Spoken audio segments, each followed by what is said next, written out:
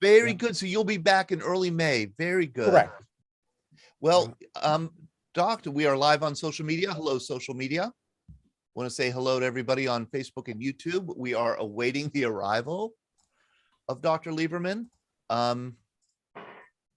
If Dr. Lieberman isn't here, then we will go to Don Koenig. How about that, Don? And Hughes Turner. Yes, you've just volunteered. Terrific. There you go.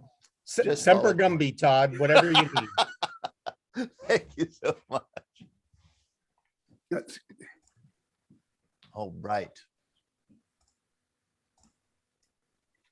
Let me check my email, make sure everything's going.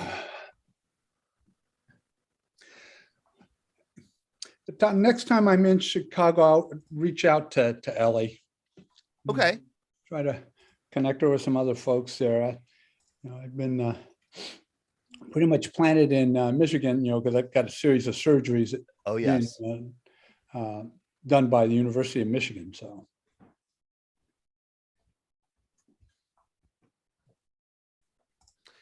Well, I'm expecting that Acting Secretary Lieberman will appear after we start the program, which should be right now. Right, Sean? Yeah, let's do it.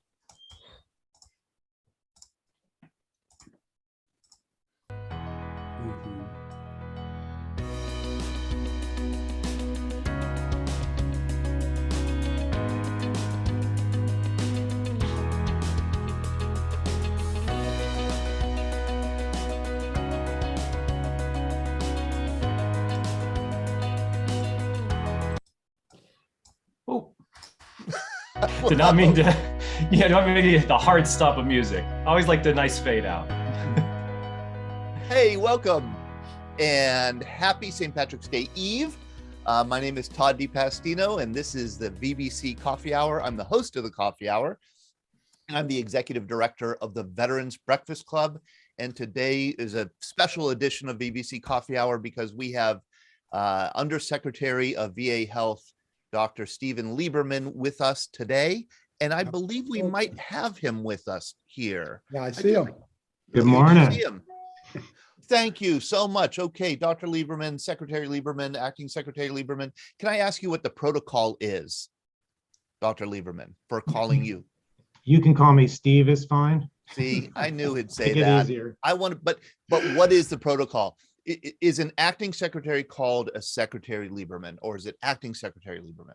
You can use secretary. I think it's okay. Great. Very good. Secretary Lieberman, that's what we're going to go with. Thank you so much for joining us. This is a very busy person, and I know that because he leads the largest healthcare system in the country, with serving over 9 million veterans, well over 1,000 medical facilities, overseeing the care of all these veterans all over the country. And he's given us an hour, and I want to get right to Secretary Lieberman or Steve. But first, I know that we're going to have people here who have not joined us before. So I want to let people know that the Veterans Breakfast Club, which I'm the director of, is a nonprofit based here in Pittsburgh that holds a great variety of veteran storytelling programs to connect and heal and educate and inspire. We do it online and we do it in person, and you could find out our whole schedule and find out more about the variety of programming that we do at veteransbreakfastclub.org. We are supported by donors and by sponsors. And so I do want to thank our two sponsors for our VBC Coffee Hour. The first is D&D Metal Recycling and Auto Salvage. D&D Auto Salvage has been started as a small scrapyard here in the Pittsburgh area 40 years ago, and they've grown to two state-of-the-art recycling facilities, one in Tarentum, one in Lawrenceville. They work with individuals, they work with companies involved in demolition and construction. Their strong commitment to customer service, strong support of veterans in the Veterans Breakfast Club, I have to say. And you can get quotes and find out more by visiting their website, dndautosalvage.com. That's dndautosalvage.com. And our other sponsor that we're very grateful to have is Tobacco-Free Adagio Health. Tobacco-Free Adagio Health is all about encouraging people to quit smoking and tobacco use, and educating people about the hazards of smoking and tobacco use. I think our guest today, who's a medical doctor, knows all about the hazards of tobacco use and smoking. And tobacco-free Adagio Health, the first thing they want to do is get people to quit. They help people do that through their quit line, 1-800-QUIT-NOW. That's 1-800-QUIT-NOW. They also educate people, especially young people, about tobacco use and vaping and chewing tobacco, you name it, nicotine products. And then finally, they advocate. They advocate for policies that will help us create and sustain healthy places to live and work and play. And you can find out more about tobacco-free Adagio Health at tobaccofree.adagiohealth.org. That's tobaccofree.adagiohealth.org. I do encourage you to visit them. I know I have a friend who is a smoker who's trying to quit, and I have visited tobacco-free Adagio Health just to and suggested that he contact the quit line for help. So if you know somebody who smokes and who wants to quit, please do consider consulting tobacco-free Adagio Health. I want to thank our guest today for taking time out of his very busy schedule to talk with us, give us a briefing what's going on at the VHA. And to introduce our guest, this whole program is really because of our treasured board member, Hughes Turner, who is a retired Army colonel, 30 years in the Army, and followed by a stint at the VA that included a position as Deputy Chief of Staff for the entire VA. And I would love to have Hughes have the honor to introduce our guest. Thank you, Hughes, for making this program possible. Okay, let me see if I can unmute myself. I think I'm unmuted. Oh, and I have to say, I want to brag a little bit. Hughes Turner is a board member of the Veterans Breakfast Club. If I didn't say that already, I want to make that clear. Thank you, Hughes. Well, thanks a lot, Todd. And thanks a lot to Dr. Steve Lieberman. Steve, I'm not sure if you and I interacted when I was the Deputy Chief of Staff. It was during the Dr. Petzel era when he was the Undersecretary. But I think Todd has touched on the highlights of Dr. Lieberman. True American public servant. He has more than 25 years, I think, with the VA, is my recollection.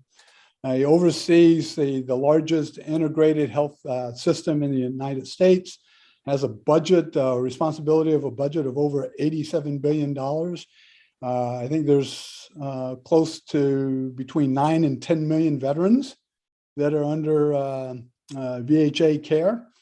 And the system that he oversees, roughly 171 VA hospitals and over 1,000 outpatient clinics. So quite a responsibility. And on top of that, he really is a doctor that's provided care and service to our veteran population. So I'm not going to talk anymore. I'm just going to go ahead and pass it to Dr. Steve and give him the platform to bring us up to date on what's going on in the VA healthcare system. So shutting up. Great. And Hughes, I think we did shake hands once somewhere many years ago. So nice to see you again. And also, I'm a pulmonary doctor, so I'm a lung doctor. So I was really pleased to see the anti-smoking pitch. So if anybody's still smoking, go to your VA. We can help you to get off those nasty cigarettes. So first of all, I just want to say that it really is an honor to be here. I'm inspired by this platform. It's really remarkable of how it tells the stories of veterans and the outreach that occurs. And so I'm a big fan, and so I'm really excited to be here today. And of course, there is lots going on in VA. I guess I can't not talk about it. I mean, we've been fighting a pandemic for 2 years, and VA, I'm very proud of the work that our staff have done. They have just come to work, worked hard, worked fearlessly. I mean, in reality, we were all afraid, especially early on, didn't know what to expect, and have been focused on getting veterans vaccinated and moving forward. And certainly, we're in an encouraging place. And my guess is you want to know, what do I think about, is it going to come back? And I don't think any of us know for sure. There are some early warning signs right now from Europe that Europe it was a bit ahead of us, the United Kingdom and other countries, where they stopped masking and following all the precautions. And so in the last week or so, their numbers are starting to go up and their hospitalizations are starting to go up. And hopefully it won't go up as much as it has in the past. But so we're of course watching what's going on there, and we're watching here. One of the really great things that we did during the pandemic is we have our medical record, and we are moving over towards the DoD medical record, and we can talk about that also. But one of the neat things that we have is we have a system, a biosurveillance system, so we can see in any hour how many new patients, just going through the records in a sophisticated way, how many new people are admitted to the hospital with COVID. And it's so sophisticated that we can actually see if people are getting admitted with pandemic flu or any other kind of infection, or if God forbid there's some kind of attack on our country, a chemical attack. We actually, the VA will catch it early and potentially even earlier than the rest of the country. And so we are a very active partner now with the other organizations in the federal government. So that's really important. We are rolling out our new electronic health record system. We need to we've been working on that for a while. Just like most other healthcare organizations that have rolled them out, we've had challenges along the way. I think we're on the right track now, so that's really important. We are laser focused on making sure all veterans are welcome to our hospital.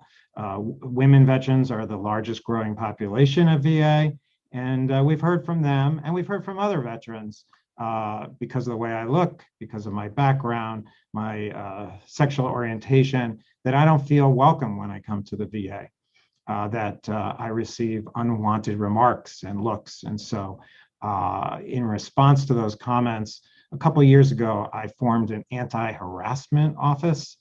And really that is focused on educating everybody that this is not wanted. We're educating veterans, spouses, caregivers, and our staff. Our staff don't necessarily feel comfortable when they hear somebody saying a remark that's not wanted. And so we're training our staff how to feel comfortable. What can they say?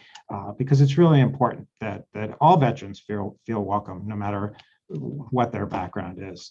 So that's really important. And I could go on, but figure maybe you have some questions for me. But if you want me to keep going on, I can also.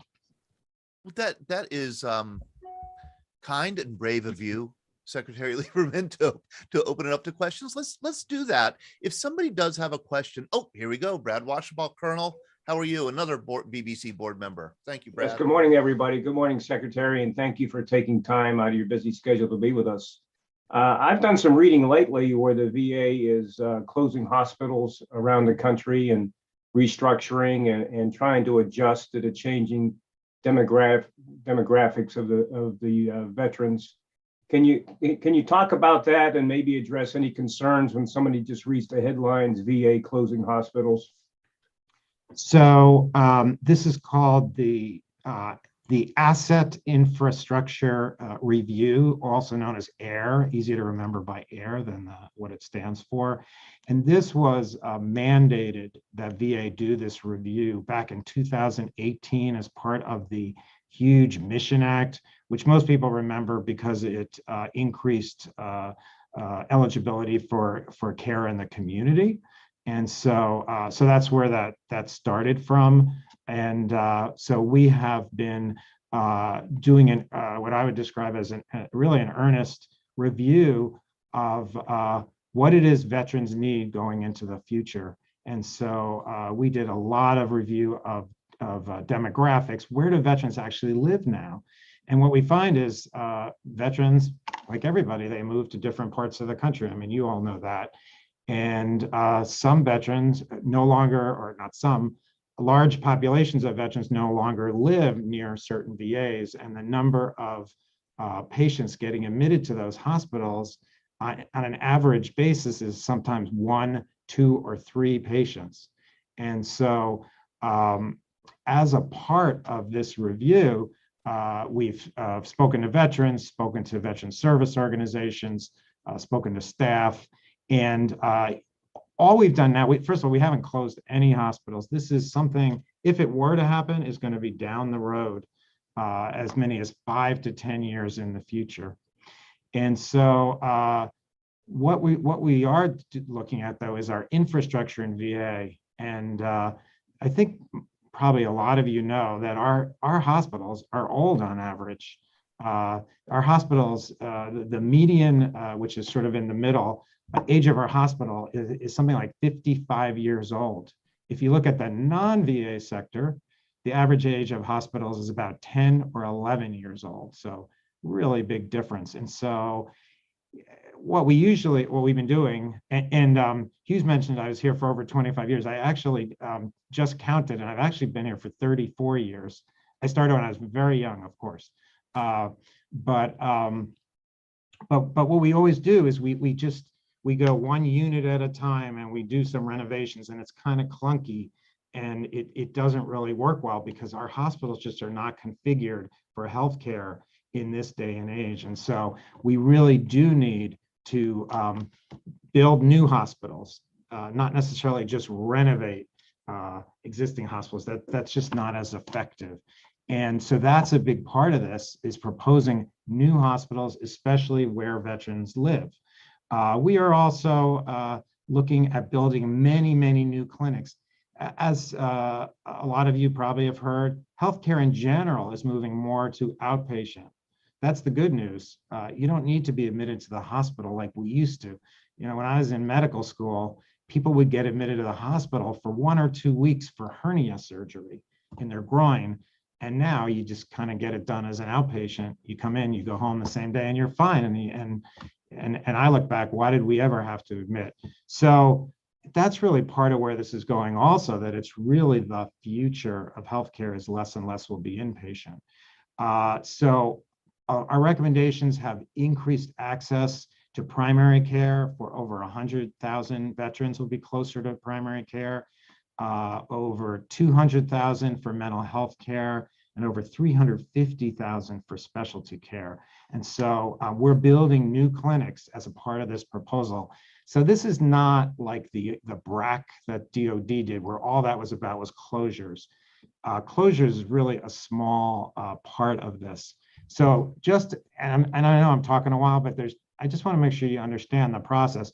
So we've just put forward the proposal right now. And the next thing for the next year, there's going to be the AIR Commission, and they're going to be reviewing the recommendations, and they are going to be traveling around the country, hearing from veterans, hearing from other constituents.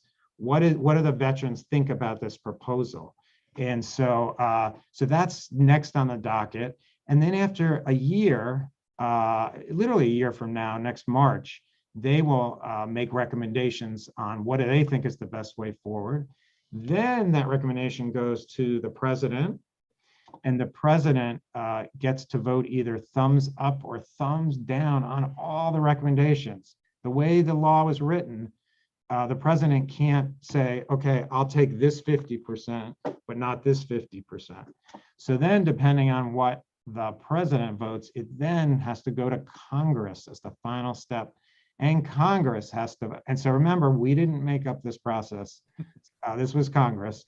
Then Congress can only vote thumbs up or thumbs down. Again, they can't say, you know, you can do this in every state in the country, but leave my state alone. But again, I think the bottom line is that this is really about improvements in VA. The closures are really a small part. And again, if they happen, it's anticipated to be down the road, significantly down the road. Yeah. So hopefully that answered your question. Yeah. Well, thank you. And I started out with a pretty tough question, but you know, when you get time, maybe you can talk about why you are doing what you're doing and your passion for serving veterans. I should have started out with that, but I can already tell from your answer just how committed you are to serving veterans. Over 30 years. You spent a lot of time in the field. Now you're up at headquarters, and I can see you're a real champion of change. And thank you, sir, from all our veterans out here. Thank you for that. And truly, there is no honor, no greater mission. And I think really most of us in VA feel this way than serving those who have served. Truly, it's a pleasure to come to work. And I am so honored. I've been honored my whole career. I'm really honored to be serving in this current position. Just having grown up in this organization, hearing from veterans and really understanding the challenges, meeting with veterans. So I'm really always glad to interact with veterans and understand what it is that we need to focus on and prioritize. And that's really a priority for me. Certainly, I've had many family members who have served in the military, and I've seen what they have experienced and how it changed their lives. One of my uncles was in Vietnam. One of my other uncles was in World War II, and on and on. And so it's the least I can do to devote my career to this special population. Isn't that great? Leo West, I see Leo's a Korean War. You're a veteran, Army veteran. How you doing, Leo? I see you have your hand up.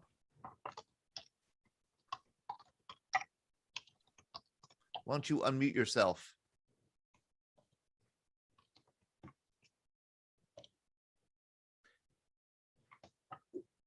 Leo, I got to tell people, Leo just sent me a wonderful collection of advertisements from the 1950s and earlier about how women are depicted in advertisements. And it was a real eye-opener about the progress we've made.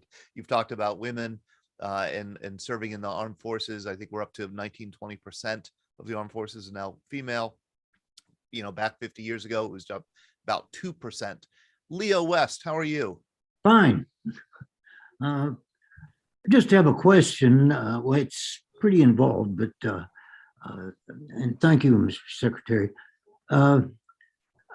To just comment on what you said about the hospitals being old. My father went to both of the hospitals here in Pittsburgh in the 1960s, I guess it was, in the 1930s. So one of the hospitals in the 30s. I am, I gotta catch myself here.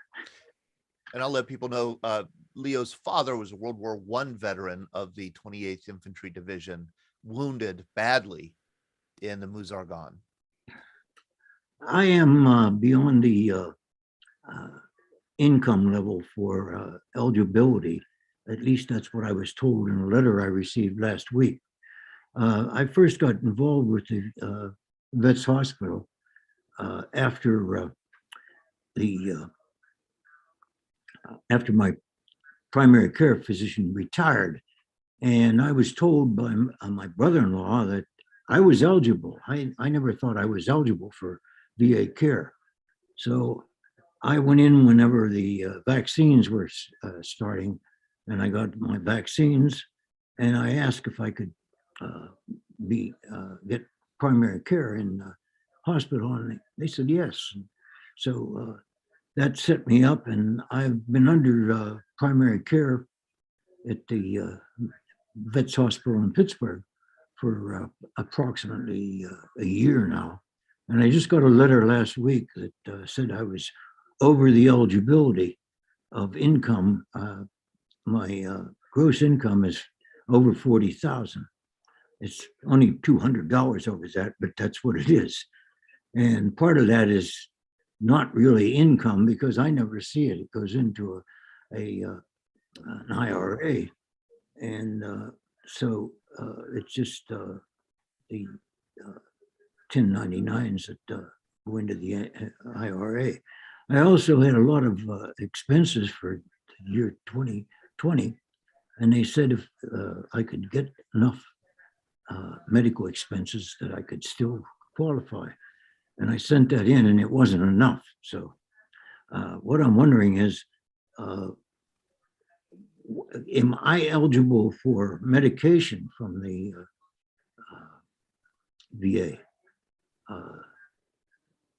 Because I did get this week a notice that I have medication on the way. So they didn't drop me yet, but I just don't understand what's going on. So in So- other words, you're getting mixed messages about your eligibility for VA health. And I don't know if that is vetted by the benefits or by the health side. Secretary Lieberman?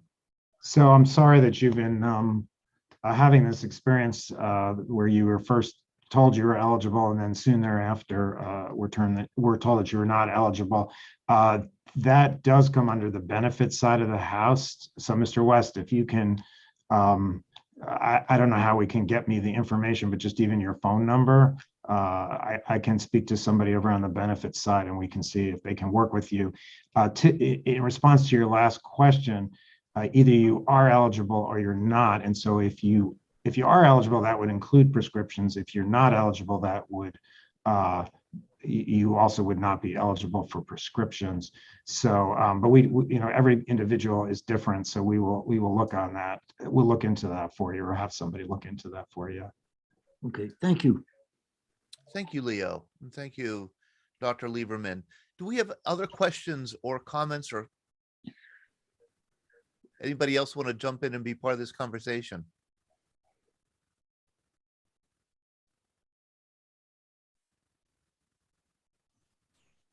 Hey, Todd, contribute here for you.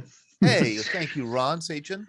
My recent experience, I've never, when I first got out of the service in 74, I had like a indigestion problem, and I went to the VA, and I had some purple card at that time, I think. And then, ever since those years, I never had anything to do with them. I worked for the Postal Service and was insured under them, and really just got educated lately when I was in Civil Air Patrol about the fact that the VA is not insurance, it's a benefit.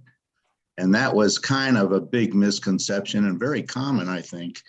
And when I went for, well, I was encouraged also to go in for disability because of tinnitus and hearing loss and back problems. And it's still actually under review, but for that. But I've also been encouraged and really impressed by all the correspondence that I received about, we haven't seen you in a while for a wellness exam and all this. And I've never heard anything about financial threshold for any of that. And what is the distinction there that Mr. West was having trouble with and why I haven't? Is he going for something that I'm not? Great question. Yeah, Secretary, can you give us, I'm sure it gets extremely complicated, but generally what are the thresholds to be eligible for VA healthcare? Could you unmute, please, sir? Thank you. Thank you for that question. I am not expert in the numbers. I can't remember them. Certainly we can get them to your listeners, or you could also invite somebody from benefits, because it seems like there are a lot of benefits related questions, and they could better answer that. We did send a letter out recently, and it really it was, even if people are not eligible, if they weren't eligible last time they checked, they might now be eligible. And so really it was to help people to take a look at that also. And so, everyone is pretty much treated the same. The rules should apply the same to everyone. And so, but again, I think it would be helpful for you all to have somebody from benefits, and happy to make a connection with the Veterans Breakfast Club, if that would help. I've noticed over the years, I should let you know, Doctor, that I'm not a veteran either. But I have been working with veterans for 14 years. And I found that when people complain about the VA, they're mostly complaining about the benefit side. The healthcare side, I've heard almost nothing but praise. I mean, real praise for how VA Health handles their patients. And I'm sure there are exceptions to that, but the most of the complaints seem to come from the benefit side. Hughes, you have your hand up. Different question. Dr. Lieberman touched very briefly on electronic health records. And I wonder if you could expand on that more. As I know it's been an issue. I see when I first got to VA in 2011 to join the Shinseki team, that was a subject of a lot of discussion.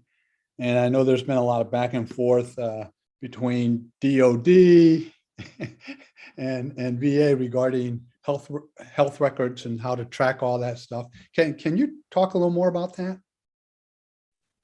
Absolutely. Thanks for that question.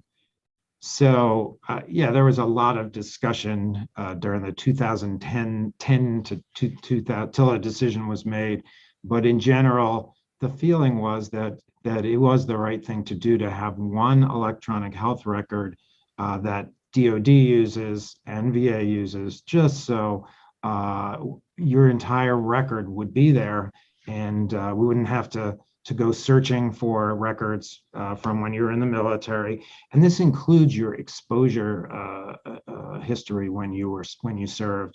And a part of that is we're implementing in VHA or in VA the same system that DoD currently uses. It's called the Euler System. It's one of the bazillion acronyms out there, but it's really a way to track where, so you don't have to sit there and scratch your head and say, now what were the dates that I served in this place and what were the dates? So it actually keeps track now of where you served, when you served, and then if you gave any more detailed history when you served in the military, such as, you know, I think I was exposed because I was in this location. You know, it's all put in that record, and then the record will come over, or it'll be the same record. It won't come over. It's just automatically there. And so a decision was made that it really made the most sense to have one electronic health record. Also, although our health record in VA, it was groundbreaking when we came up with it. VA is leader in so many different things, and so we really invented the health record. We were one of the first healthcare systems, and it is a really good system. But for a lot of reasons, it's not going to be good for much longer. And so the time really is right to change. And it does take a lot of work. And there are a lot of challenges and pitfalls along the way. And I think we've learned a lot from our efforts to go live. We've put in over thousands of fixes since it went live in Spokane, Washington. And now we are looking to go live later this month in Walla Walla, where there's a VA that's just an outpatient VA. So we're starting in what I would describe as smaller VAs that really are focused on outpatient mostly. We are expecting to have success there based on all the improvements. Not going to be perfect. Again, this is no different in VA than in the private sector. The company is called Cerner. We meet regularly with the leadership at Cerner. We also have brought in a lot of new leadership to oversee this project, including recently Dr. Terry Adiram, who's somebody that I've worked with for several years, and she has a lot of expertise on how they went from not doing well with their go live in DoD to now they're at the point they're just going live regularly, and it's going very successfully. So, and they're working very closely with us in the Veterans Health Administration to get this right. But ultimately, it really is going to be a benefit for the veterans, and it's going to be a benefit for the staff too. There'll be things in this system that we didn't have in the current system. So it's currently planned to take about 10 years to get done. I predict that once we get to a point where it's really working well, that pace will start to pick up, and I don't think it's really going to take 10 years, but we've got to get to the place where DoD is now, where it's going live without any hiccups, and it's a good thing. So Chad Riddle is a Navy veteran who served with submarine recovery and rescue in the early 1970s. Chad, you are now in the healthcare field. You have a question here in the chat. Do you want to ask the question? Yeah, I was curious, Todd, and thank you, Secretary, for coming on this morning. My question is, how long does that new tracking system cover? Someone like me being in the Navy in the early 70s, would those records be there? Great question, and I'm not a complete expert, but my understanding is if it's in the DoD record already, it will certainly be there. If it is not, it may be harder to do, going back to the 70s. So I know that's something that they're working on and looking at, but not everything is going to be coming over, unfortunately. Because I got that same letter that, who mentioned that before? I can't remember Leo. now. I got that in January and I've had it sitting on a table wondering, what do I do with this thing? You've answered that question, and I thank you. Thank you, sir. Here's a tough question. It's kind of like, sounds like one of these job interview questions, when when the interviewer asks, what's your worst quality? I work too hard. Yeah. You're never supposed to answer that, though, right, Todd? That's the wrong question, wrong answer. Well, I guess I genuinely am curious about this. What do you think from your perspective? And I'll ask Don Koenig, who's here with us also, and anybody else who works in the VA health system. What kind of, complaints do you hear the most from veterans? Like I said before, I hear about the benefits issues, but in terms of the health care, what do you think is the biggest challenge, or what do you hear from your patients that is that's something that's a challenge for you? Well, certainly, I've already mentioned about one of our common complaints is about the harassment issue. Yes. So that's something that we are taking a serious look at. We also get complaints about care in the community, how long it takes to schedule an appointment, how hard it is to get an appointment. And as someone who uses care myself, I care in the private sector.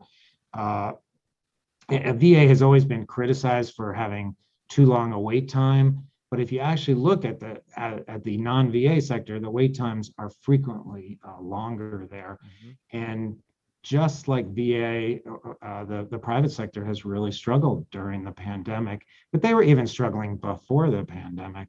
And so it is a challenge. It can be, and again, it's dependent on where you live.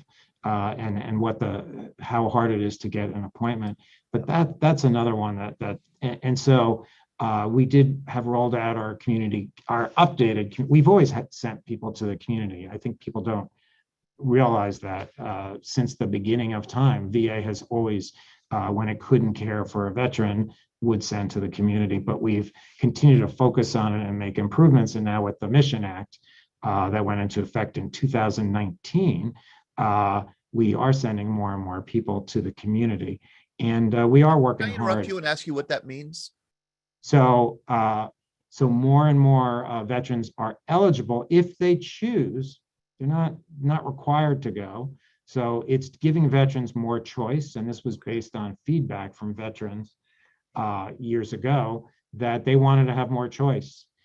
They wanted to see what it was like, and maybe they would try to go to the community. And so now if VA can't provide care, you certainly are eligible.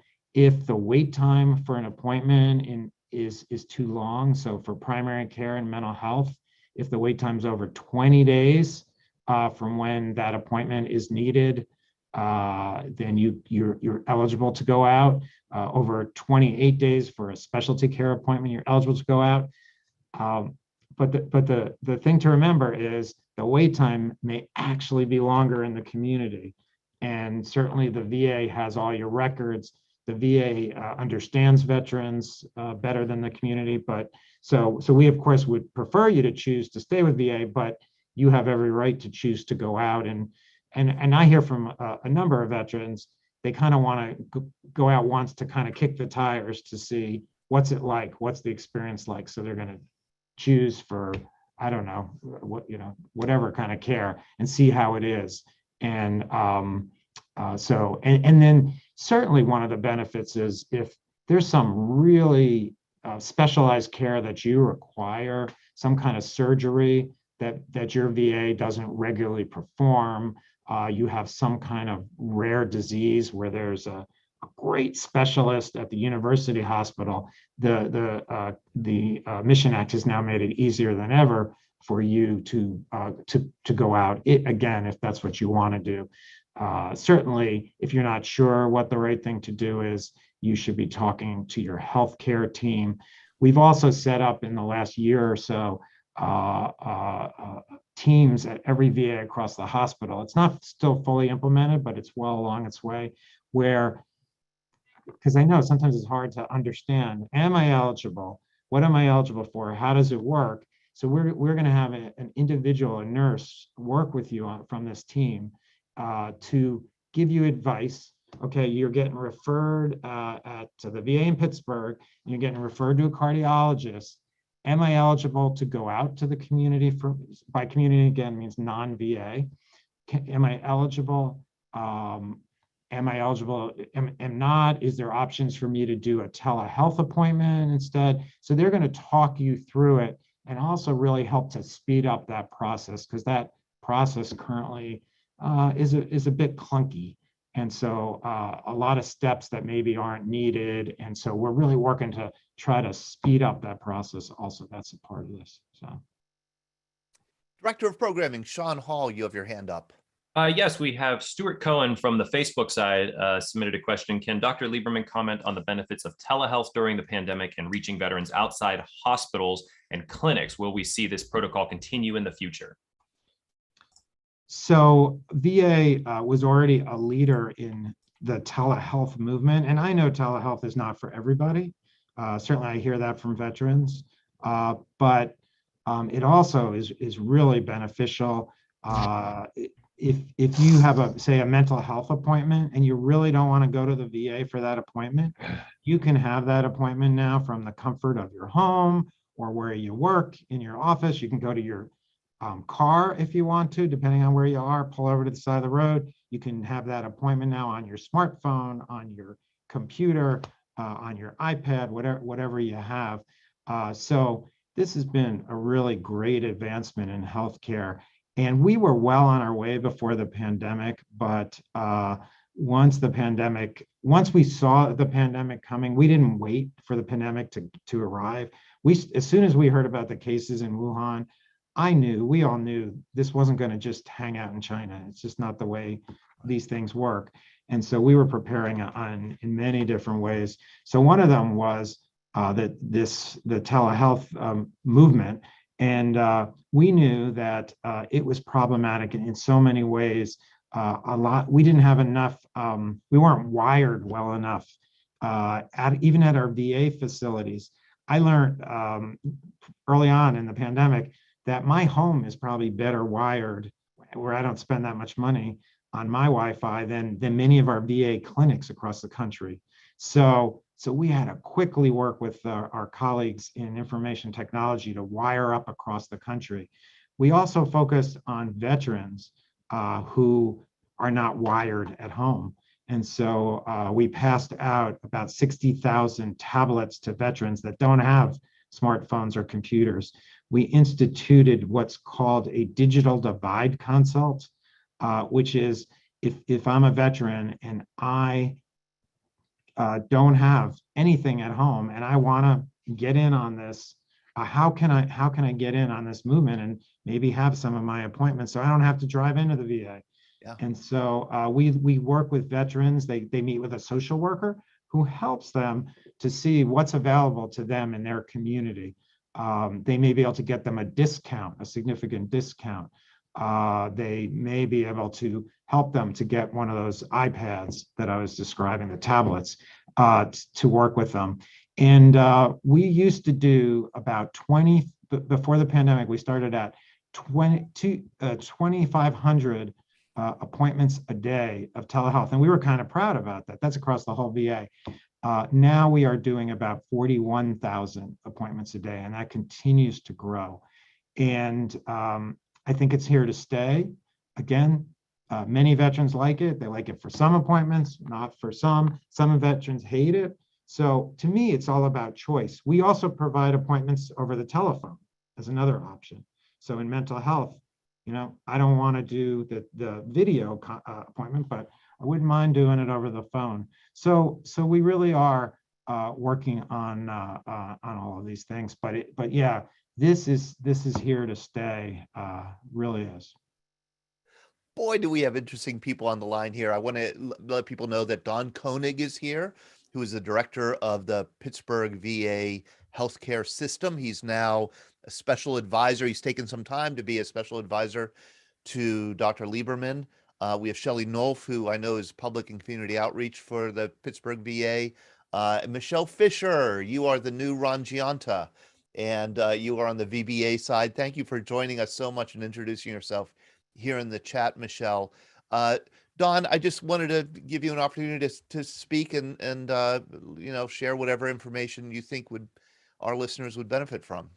Sure. Thanks so much, Todd. It's a pleasure to be here. And for the last 8 months, I've been on a special assignment working for Dr. Lieberman to address one of the big common complaints about veterans. It seems so hard and disjointed between when I go through one process to try to book an appointment at the VA, and if I'm eligible for the community and determine that that's what's best for me, then it's a whole nother process, and the two don't seem to talk with each other very, very well. So we're trying to design a much better process to help our veterans be connected more quickly, more easily, and more accurately with the best care for them, whether that's within VA or out in the community. And that's probably one of the most common complaints that I hear from veterans in Pittsburgh is when they do have to go to the community, it's hard to make sure those essential VA records reach that community provider in a timely fashion. And then whatever the community provider chooses to do, additional tests, prescriptions, whatever, how do we integrate that back into their VA record so that we know what's going on and can help that veteran? So it's been a great pleasure to work on standing up this process, taking it from an idea that Dr. Lieberman had and fleshing it out and turning it into a model that we hope to launch later this year. But, bringing care closer to where veterans live has been my mantra at VA Pittsburgh. We have a great model in Pittsburgh with Pittsburgh as the hub, and we coordinate care and help with specialty care for our veterans in Erie and Butler and Altoona and Clarksburg and all around that area. And that was part of the Air Commission report about Pittsburgh that they were most impressed with, and said, yep, we need you to keep doing what you're doing, taking that care closer to where veterans live so that we can continue to meet those goals. As Dr. Lieberman explained, the end game of the entire AIR process is to get more veterans closer to convenient primary care and closer to specialty care as well as behavioral health. So we're slowly working on it, very proud of what we're doing in Pittsburgh and very glad to be part of that great team at VA headquarters for about another month. And then I look forward to rejoining our great team in Pittsburgh. Thanks, Todd. Oh, how great. That problem reminds me of, I'm a historian, it reminds me of the 19th century. You had railroads that had gauge rails that were this wide and railroads that were this wide. And it wasn't until the 1880s when there was finally a standard gauge so that these different rail lines could communicate with one another. I had to get that little history lesson in there. And Ron Sachin, Vietnam veteran in Colorado, that's very much kind of the question that you had about the sharing of records with community. Did that kind of address your question? Yes, I forgot the name of that system. I know there was a big push for getting all the private sector online where they could, look at medical records. of people no matter where you went. Is the VA connected with that system? So the VA that's a part of the Cerner, the new system project. So we are a part of that and anticipate really being connected with pretty much every hospital involved with that, which my understanding is pretty much most of the United States is now signed up for that. So thanks for bringing that up, because I forgot to mention that before, but that is going to be huge into itself. Again, as we know, veterans get care both within VA and then choose to go outside, and we don't need to be searching for important records. We just need them at our fingertips, and that's going to be a big part of that. So thanks for raising that. Great, thank you, sir. We have 10 or 11 minutes left with Undersecretary of VA Health, Stephen Lieberman. Do we have any other questions here? Because I have one, if nobody else does. This is kind of I've noticed, okay, again, I'm not a veteran. I live in Pittsburgh, so I think I'm a little spoiled with my exposure to the VA system, which is excellent here in our region. I've noticed at the VA facilities I've been to, and I've been to maybe 3 or 4 in our area, different kinds of facilities, medical centers, the big VA center in Pittsburgh, in the Oakland section of Pittsburgh. Here's what I've noticed, that these are more than medical centers. They're more than hospitals. They are community centers. There are people, veterans, who go to the VA to hang out, to talk with other veterans, to network.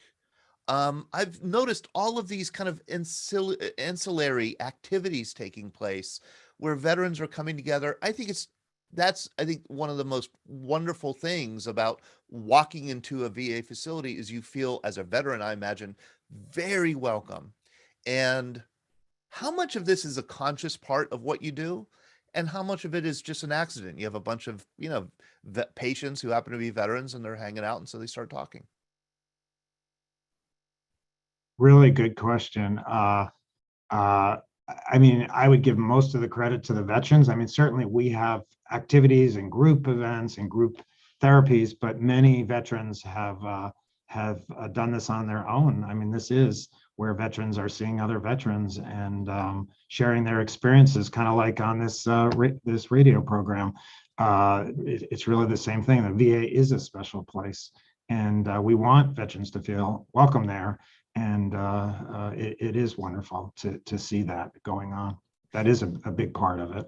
It really is. And I'm just, Don, if you want to answer it, here's another way of putting it. When I go to the hospital or when I go to my doctor, I don't feel like I'm part of the doctor's community. I feel like, I'm a little nervous. I'm going to get jabbed. I'm going to get poked. I don't normally go there. But when the veterans are at the VA, it's like, this is their place. They have a sense of ownership of it. And it's just really a remarkable thing for an outsider to see. Don, do you have a? Very real, Todd. Absolutely. The community.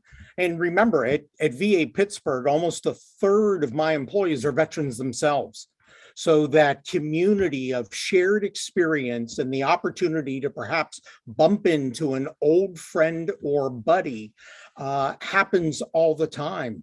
I mean, it was a little bit scary when we did our first mass vaccine sessions for veterans when we were just starting with vaccines, and folks had been cooped up at home for months.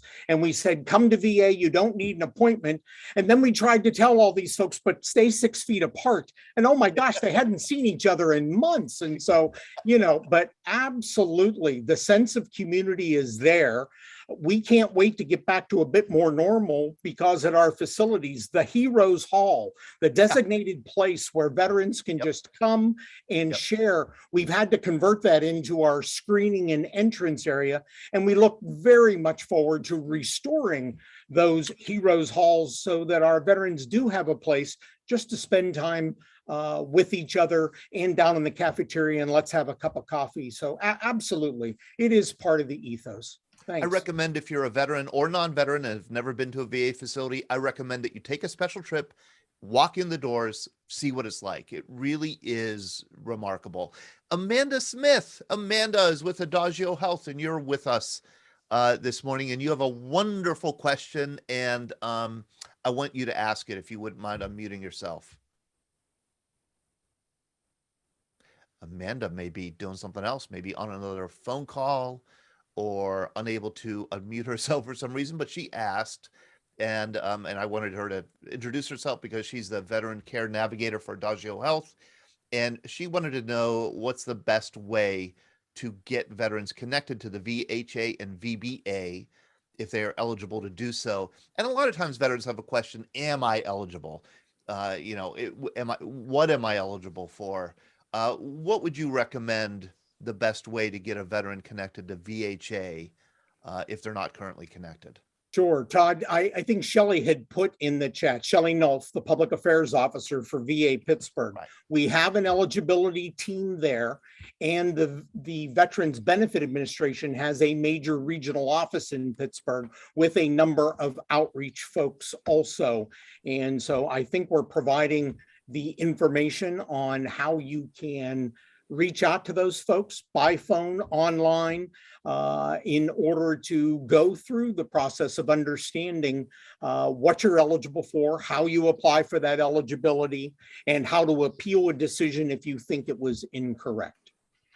This is great. Shelley, thank you so much for putting that information in the chat here. Sean, if you want to transfer that information to the Facebook side, that would be great. Michelle Fisher, Sean, you have your hand up, and then I want Michelle Fisher to say hello. She has big shoes to fill as our new VBA connection here with the Veterans Breakfast Club. Yeah, it was exactly it, Michelle. I was just going to let us know that Michelle's here to speak on that. Hello, Michelle, and welcome to the Veterans Breakfast Club. She's the VSCM Fish, so she might have to be on a call. So I'll ask her to unmute.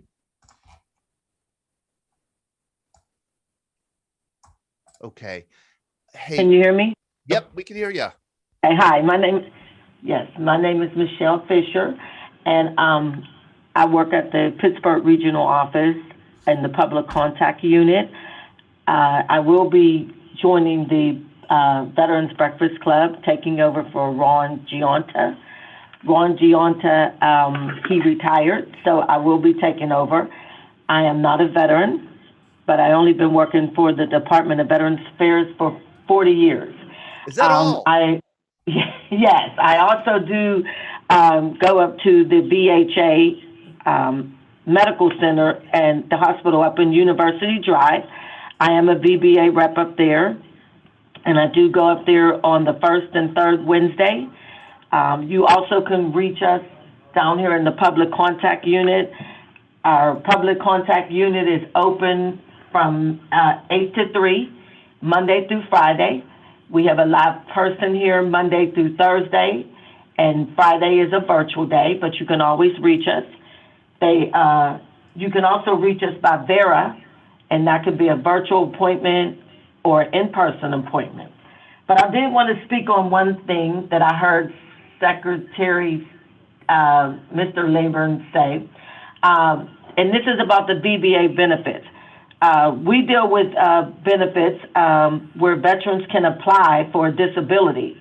And if a veteran applies for a disability and become 10% or more, then they will be able to get into the healthcare system that way, and it won't require them to use any kind of financial threshold.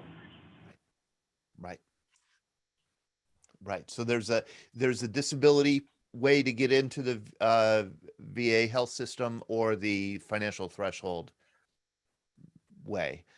Michelle, please do email me at todd@veteransbreakfastclub.org so I can make sure that you get our schedules, because we'd love to have you join us anytime you're available. And I'm just warning you, you and I are going to become good friends. Yes, and I also want to put out there, I want to also say that I be down the Veterans Helping Veterans, and that's another place. And I do several outreaches. We have other staff, public contact employees here, and we do a lot of outreaches. That's and I just want to take the time now to say thank you for allowing me to speak and to be able to introduce myself and join this club. Thank you. Wonderful, Michelle. I'm so grateful that you're going to join us because I get a lot of questions about benefits and healthcare, and I never know not a single answer. And so it's wonderful to have somebody like Michelle Fisher that I could refer questions to. Thank you very much, Michelle. Secretary Lieberman, thank you so much for generously spending an hour with us. I know that's an hour is a lot of time in your world. And I'm grateful that you're doing this, and I'm grateful that you accepted the position of acting secretary because I just picture people like twisting your arm and guilting you into this job because I don't think you would take it unless you really felt that I'm sure it's not an easy job is what I'm saying. There was really very little arm twisting needed. Again, this is truly an honor to be having an impact in the lives of so many deserving individuals. And so I was happy to serve in this role. So, and if I could just make one last plug, if you've been putting off some kind of screening test for cancer or some other disease, it's time to come back to your VA and get that done. So we're very concerned that people put off their mammography, their colonoscopy, and all kinds of other tests. So please come on in and get your test done. And as we said before, if you're not coming to VA yet for care, hopefully we can find a way for you to be eligible and come on and get the best care, healthcare anywhere, because we beat the private sector in quality over and over again. So thank you so much for having me here today. Just a pleasure. Really enjoyed meeting with you all. Thank you. Thank you so much, Dr. Lieberman. Take care, and thank you again for joining us. This is great. All right. So Michelle, thank you, Michelle, for giving us your email. You're going to be hearing from me. Hey, I have no other plans. What do you guys want to talk about? Do we talk about the guy who left the room? Hey, Dawn. I just wanted to say thank you also. I need to dash. It's always a pleasure to join the VBC, and wish you all a great day and early happy St. Patrick's Day. So thanks, everyone. Thanks for having me, Todd. Thank you, Dawn. Bye-bye. Absolutely. And I was going to ask the doctor, if I hear green beer is good for your health. And that's what you can see. I have my glass all ready for tomorrow behind me. Unlike smoking, I think green beer is fine.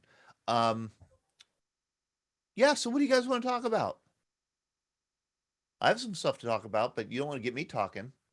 Ryan, how are you this morning? Oh, Bob Mizwa. Yeah, hey, I saw your apology list for people. You left me off of that apology list, and you left me out of the magazine. So what? I'm sort of hanging loose out here. Hold it, so okay. If people don't know, I sent out an apology yesterday, an email apology, because somebody let me know that they had signed up to become a member of the Veterans Breakfast Club. And we acknowledged all the people who have paid membership since Veterans Day in our magazine. And somebody alerted me, say, hey, I'm not on the, it doesn't matter to me, but I want to let you know that like I am a member, but I wasn't listed. I went back and I found 41 people who had become members and were not listed. And 42. 42. So all right. See, so my go-to response is like, oh, that's Ellie's fault. And, but now Ellie's not with us, so I don't have anybody to blame. Don't want to blame Sean because he'll quit. So I guess I have to just say, and it truly was my fault. I had these names on a separate list for some reason. I don't quite remember why, and was supposed to integrate them with the other names on the list, and I didn't. So, so I sent out an apology, and I've gotten very interesting responses to that apology that I sent out yesterday. A couple Navy vets said that I'm going to be called before the captain's mast. Ooh. And I guess that's not something you want to do in the Navy, a captain's mast. No. Is the captain in a captain's mast? Is the captain the judge, jury, and executioner? Is that how it works? Okay. That Dennis seems to know something about this. So nobody knows what's going on in the Navy. It's all weird over there. What's the equivalent in the Army of a captain's mast? I mean, I don't know because I'm not 100% sure what a captain's mast is. I would imagine it'd be like an Article 15 hearing or something like that. Yeah, probably a summary court-martial. Summary court-martial, yeah, some sort of UCMJ action. Captain's mast is short of court-martial. It's disciplinary action. The accused stands before the captain, and the captain determines guilt or innocence and what the punishment should be, including breaking you down in rank.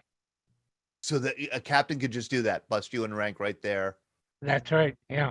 Okay.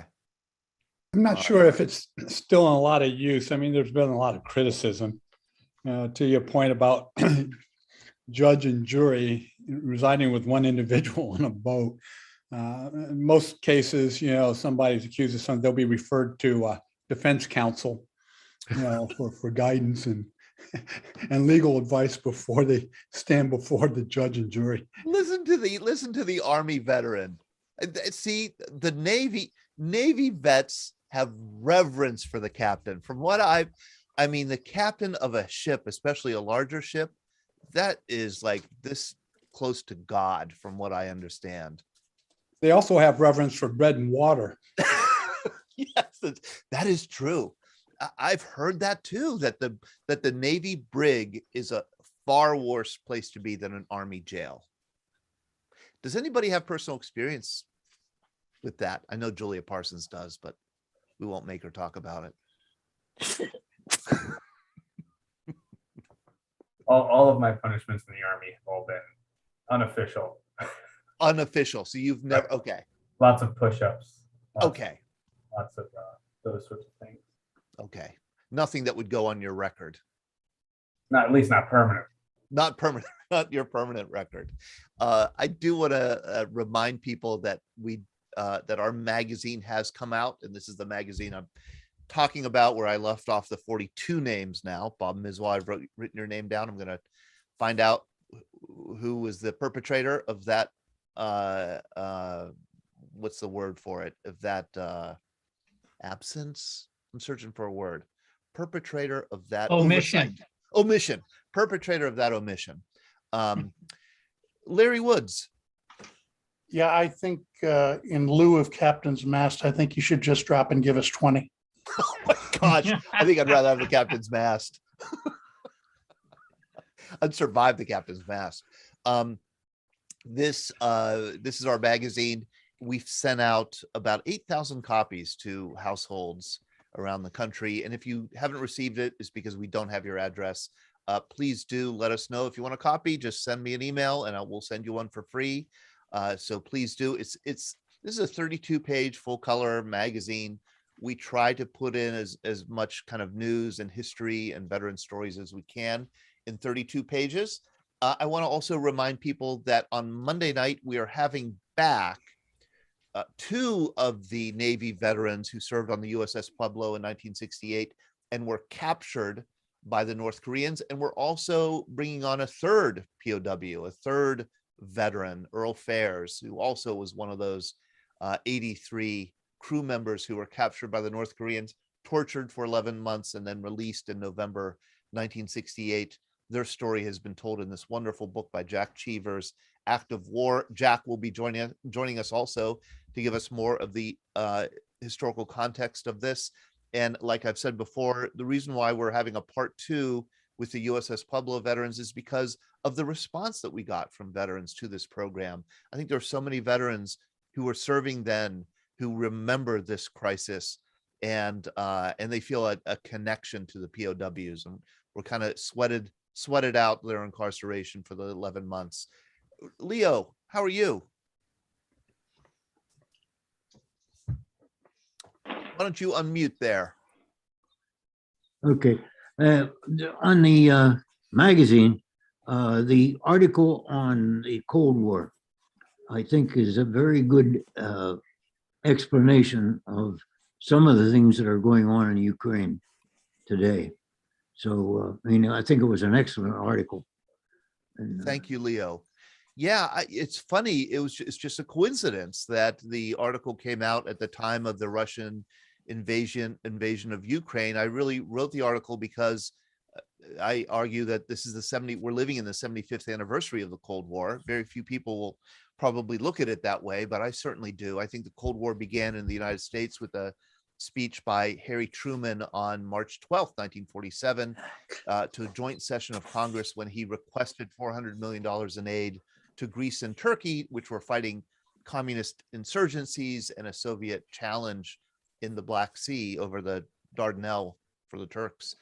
And this speech really transformed the country very quickly. I think Truman wasn't just asking for aid, military and economic aid. He was laying out a doctrine, the Truman Doctrine, it would become known as, stating that the United States would assist anybody around the world who is fighting an insurgency of armed minority trying to take over a majority population. And that Truman Doctrine really did lay the groundwork for everything that we know of as the Cold War, the Korean War that would soon follow, the Vietnam War, and, the countless kind of standoffs, proxy wars around the world during the Cold War. So that the reason I wrote the article was to kind of mark this important historical event that so many of our veterans served in during the Cold War. And it just so happens that when the article comes out, Russia is in, 2 weeks into an invasion of Ukraine that very much seems to be playing out. I think Vladimir Putin, we don't talk that much about current events here, but I do think Vladimir Putin is playing from a very old playbook, one that Stalin used and one that even czars before Stalin used. Leo? That's what I thought when I looked at that. I mean, when I read that, I thought it was a very excellent description of Russian aims. And I did a lot of work in Russian history, and I had the other thing that I noted on the news, there's so much bombardment going on, and the elite force of the Russian army is the artillery. And that started back in the 1600s, I think it was, when they had a huge cannon and all they did was show it. And that made the Swedes disappear. And so the artillery has been the main force of the Russian army since that time. And so that was something I learned in a course I was in at Pitt back in 1950 or about 1958. And so pretty much. That is interesting that that you would associate artillery with Russians. I associate tanks with Russians. Ryan. Yeah, I thought this would be interesting. I heard about this on the radio the other day, and I think this is the correct book. It's by a guy named Tim Marshall, and it was called The Power of Geography, 10 Maps That Reveal the Future of Our World. And I haven't read it yet, and I've wanted to. And I think this is the book I heard about on the radio, but he was talking about why do we constantly have conflicts in the same places? And he spoke a lot about Ukraine and Poland, and there's this geographic reason why this keeps happening. Very true. Sort of, in a way, right? It's one of the contributing factors, but it was very, very interesting. So I just thought I would share that with everybody. It's a book by Tim Marshall, The Power of Geography. So kind of an interesting take on the current situation. The interview, I think it was on NPR, but the interview was really interesting. Really, really good stuff. Yeah, a lot of Russian history and a lot of current events in Eastern Europe, I think, can be explained by Russia's peculiar geography. Russia, the cradle of Russian civilization, is this area around Moscow that is extremely vulnerable from all sides, but especially from the west. The Ural Mountains kind of protect it from invasion from the east. The North Sea and Baltic protected from invasion from the north. The Caucasus from the south a bit, and the Black Sea. But the west is vulnerable because of the Great European Plain. Historians have called it the curse of Russian geography. And the curse is that Russia is really exposed. The area around Moscow is really exposed by this 1,500-mile plain that is unbroken. There's no natural border or barrier that would prevent an invasion force coming from the West and taking over Russia. So that means Russia always has this intense interest to narrow the plane, to narrow their borders, I should say, down to the spot where the plane itself narrows, and that is right down the middle of Poland. Right down the middle of Poland. If they can get eastern Poland, then they can defend with their tanks and with their artillery this 300-mile or so stretch of open plain, which is a lot easier to defend than a 1,500-mile, or 2,000-mile stretch of plain, which cannot be defended. And so Russians feel very insecure unless they have a real power in Eastern Europe. And you can see from these historical maps how vulnerable Russians feel today. This is today's Russia. They do not have the buffer zones that they had enjoyed, certainly during the Soviet era, when Ukraine, Belarus, Lithuania, Latvia, Estonia, the Baltic nations, Moldova, they were all part of the Soviet Union itself. And then in addition to that, the Soviets had these client states here that we know of as states that existed behind the Iron Curtain, Poland and East Germany and Romania and so forth. You can see that has shrunk to nothing. I mean, even before World War I, even after World War I, Russia still had Belarus and Ukraine. Now they don't, and they feel very exposed and very vulnerable. And that vulnerability, I think, is behind the extreme aggression that they've shown. Sean, Leo? What in that map was Transnistria? Transnistria. That is a Russian exclave, and I don't know the history of that exclave very well. It is a part of Russia, and it's a part of Russia. I mean, it's considered a Russian oblast or a province, just like Kaliningrad is. Let me show it again. These are exclaves. These are parts of Russia. Kaliningrad, part of Russia, but it's not connected to Russia. It is part of the old East Prussia, or used to be called Königsberg. And it's a part of, it's essentially surrounded by Poland and then with Lithuania on one side. Here's another view of it. And this is important and relevant to us now, because Moscow, as you know, has made this almost reunion with Belarus. Belarus is something more than an ally. It's almost now a province of Russia. And if Vladimir Putin is able to then add Ukraine to it, he's going to have restored the borders that prevailed until 1939 right here. And then you have this really important exclave of Kaliningrad, and that is the former Königsberg. That is a place on the Baltic Sea that is packed with weapons, ships, soldiers, sailors, nuclear weapons. It is really a lifeline, because the other curse of Russian geography is it doesn't have warm water ports. They have ports on the Black Sea. Black Sea is no use unless you can get to the Mediterranean, which you have to go through Greece and Turkey. Gets us back to Harry Truman, 1947. Russia is not a landlocked country by any means, but it really has this problem with deep water, warm water ports. And so Kaliningrad offers that deep water, warm water port that can get them access then to Western Europe. So they really jealously guard Kaliningrad, but it's an exclave. They can't get there on the ground.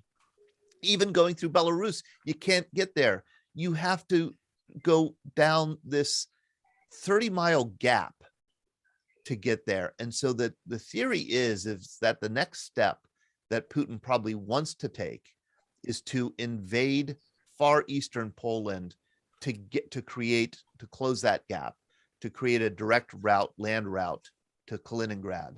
So although it's not Transnistria, which is another exclave, it's a much more important exclave, I think, than Transnistria is. Leo, you have your hand up. I don't know if you want to say something more. No, Okay. That was by accident, I guess. Okay. I don't want to gab a history lecture, but I've been following, as I think we all have, this news very closely, and I think it's in part because as a historian, I just find it amazing that we do have history seeming to repeat itself in such a blatant way. I was told once that Moscow is pronounced to rhyme with Bosco. I'm going online and I see that in writing a lot. Yes, it says get the cow out of Moscow. Yeah. But I also, one of these pronouncers, that you can push the button and it tells you how you pronounce it. They're saying Moscow. So what is your take on that? That is so, yeah. In the 1990s, after the fall of the Soviet Union, all of a sudden, the protocol seemed to be to call Moscow, Moscow.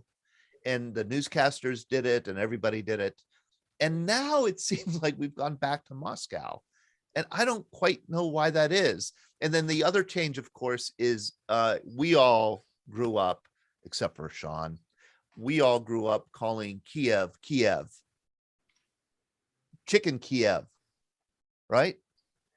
And then sometime 20 years ago, maybe 15 years ago, people started calling it Kyiv. And it turns out it was the Ukrainian government, the newly, independent, really for the first time, independent Ukrainian government was putting out requests to media operations around the world. Could you please pronounce our capital with the Ukrainian pronunciation, which is Kyiv? Kiev is how the Russians pronounce it. Russian and Ukrainian are really close languages, very closely related. But there are these important differences that I think are really important to both sides. And the Ukrainians were saying, could you please pronounce our capital the way we pronounce it, Kyiv? So that's another Moscow, Kiev, and Kyiv. Larry. Hey, Todd, I would say never apologize for teaching us history. I didn't like history in school because all I had to do was memorize dates. But now I am, and I don't know anything. But what you just described, as far as I'm concerned, with the small group you have now, please, I want to hear more about what you just did, what you just described, because as we're trying to understand this disaster that's happening in Ukraine, it's a disaster. It's good to figure out why is this so important? And you've just described very quickly why it is important for Russia to regain, the federation that they want. I just had to throw out one question. So what do you think their fear is? Is it still Germany? Yeah. Is that what they're protecting against? Germany? Big time. That's what this is all about. Not all about, but a lot of it is about. We all know, the clash between Russia and Germany in World War II. A little bit. I know a little bit about it, but I know they hated each other, obviously, both sides. So, but none of the other countries have been a threat to Russia that I'm aware of. A serious threat, except maybe Germany if it gets reunited, which of course they were dead against, as you know. But so I was just wondering what that buffer you described, is it to buffer against primarily Germans? Yes, primarily against Germans and anybody who would ally with Germans, like France, Hey, Tom. United States. Yes, Bob. Yeah, I'm an American of 100% Polish descent, so I still have some relatives in Poland, and being a member of the Polish Cultural Council here in Pittsburgh, and I belong to a couple of websites, and I look at the history of Poland, and between the Germans and the Russians, the back and forth trying to conquer Poland and eliminate it is frustrating to most Poles. And I know, like, the Russians probably are really deathly afraid of the Poles now because they're aligned with NATO. And now there's a big organization behind Poland. If the Russians step across that border, we're going to World War III. No ifs, ands, or buts about it. It's going to happen. in my opinion, because I agree. most Polish people do not want to be dominated by the Russians or the Germans or even the Austrians many years ago, and it just, and they're looking at what's going on in the Ukraine. And what I just saw in the news yesterday, we've bolstered U.S. troops in NATO countries now, as of yesterday, up to 100,000 troops. And we haven't been at that level in over 10 years. So I'm saying, oh crap, are we going to get it in a knockdown, drag out battle with Russia?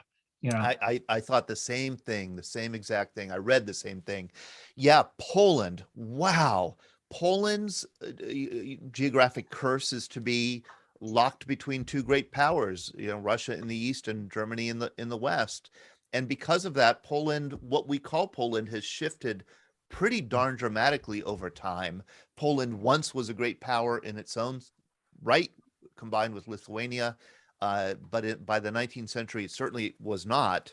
And Poland in the 20th century got sliced and diced like a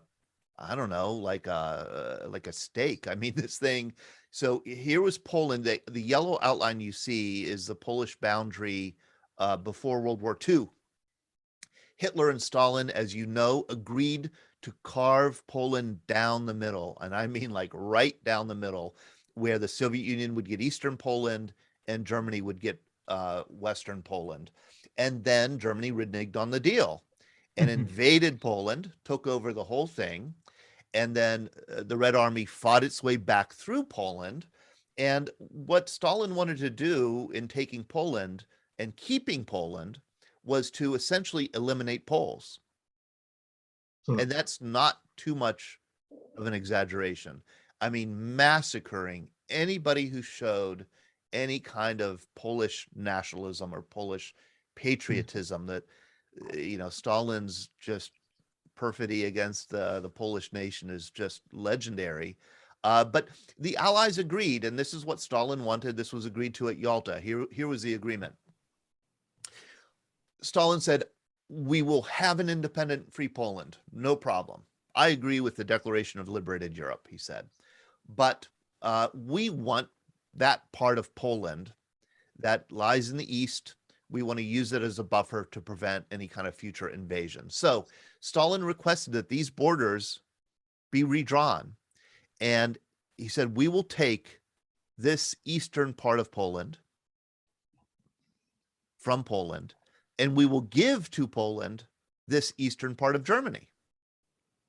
So Poland gives a little and gets a little. And this is then the new Poland drawn after World War II. Dramatically different borders. And this is that area of Kaliningrad. So yeah, it's Poland is just right there. And just to, there's the curse of Russian geography again. Comments? Sean. I probably famously said in our staff meeting that I'm not hitting the panic button just yet, but that was about a week ago. And I didn't put into my equation that it's like, okay, Putin's going to take Ukraine, probably isn't going to go into Poland. I don't think he will. Like, why risk that? But also, I wasn't thinking of was NATO in all of this, the NATO leaders and their level of fear in the sense of, should we preempt to make sure he doesn't come into Poland? Right. And at what point should we worry that those leaders are going to get antsy and trigger happy to like stop anything further?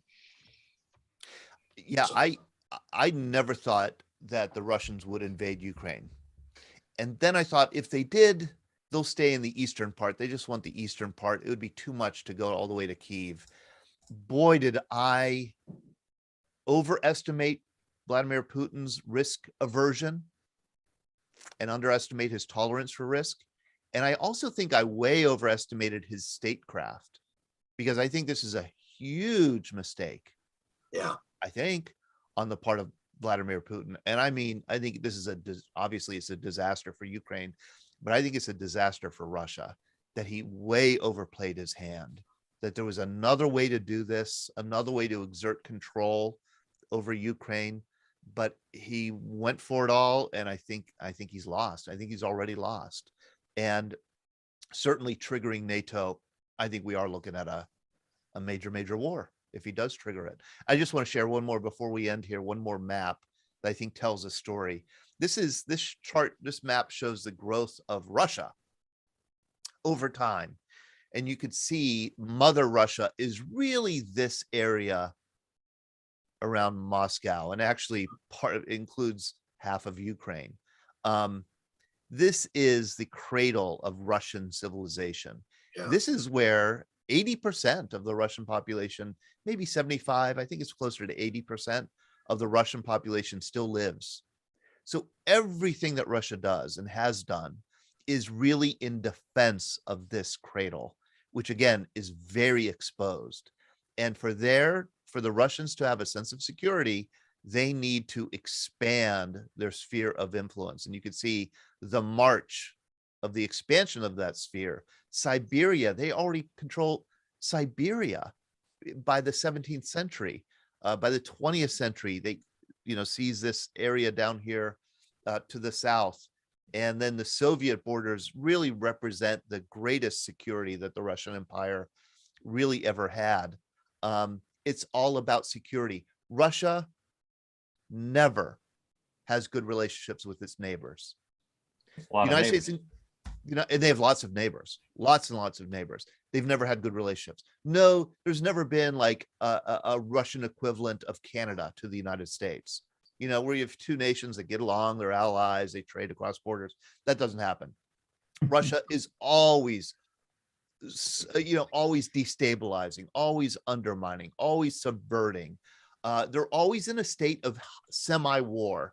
I think we tend to think of war as Americans. We have tended historically to think of war as either you're at war, or you're at peace. Russians don't, and never really have.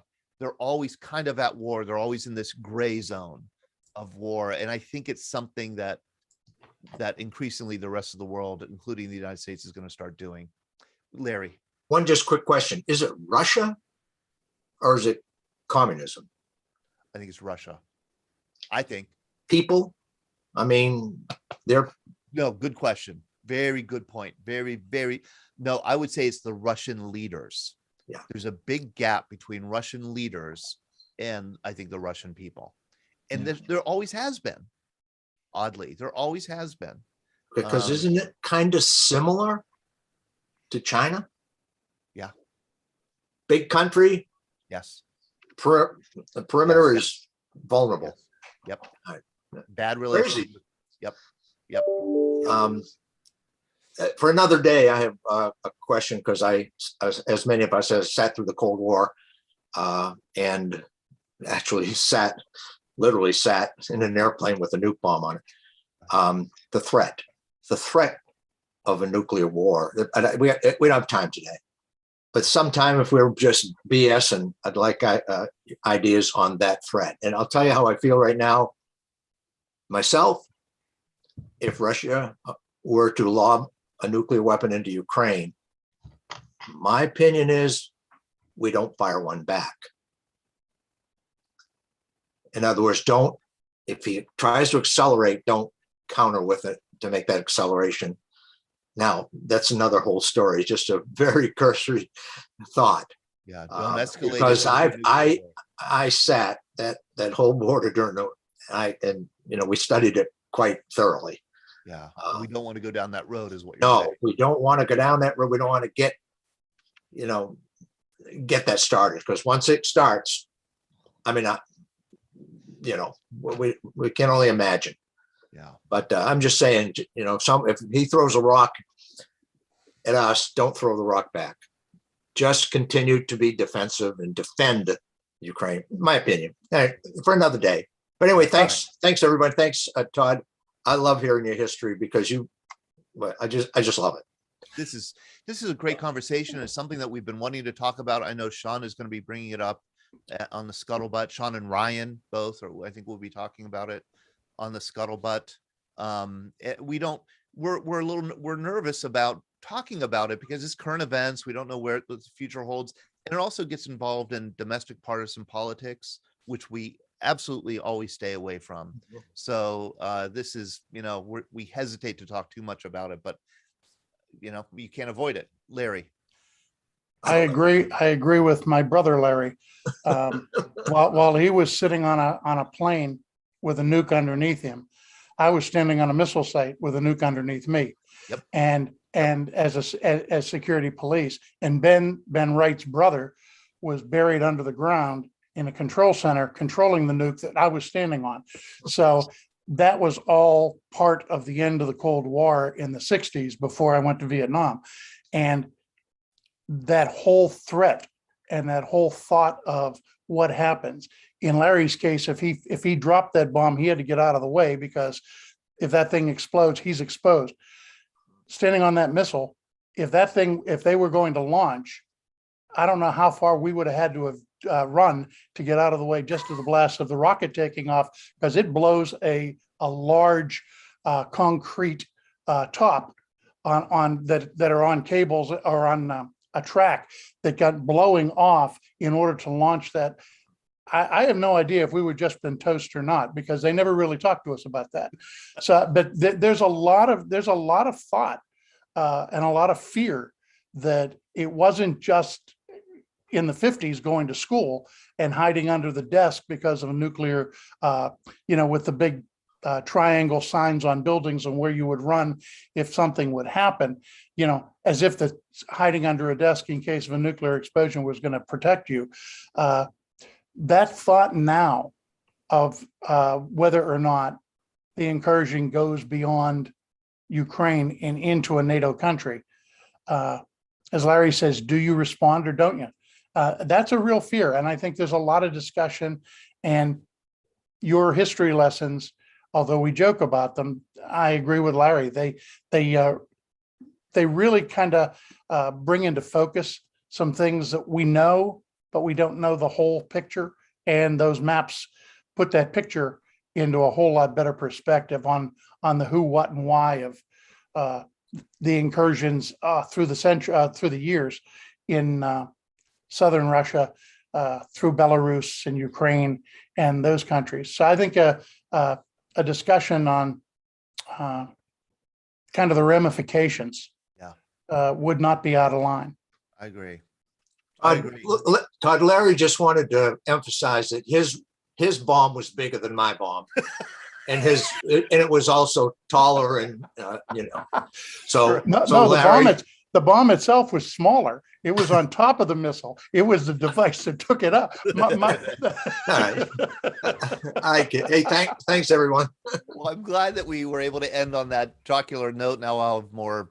I was so depressed I didn't even want to drink my green beer tomorrow morning. So now I'll be able to drink it happily. Thanks, guys. Thanks for hanging out. Thanks for being part of this conversation. All right, let's continue the conversation later. Have a good Wednesday, everyone.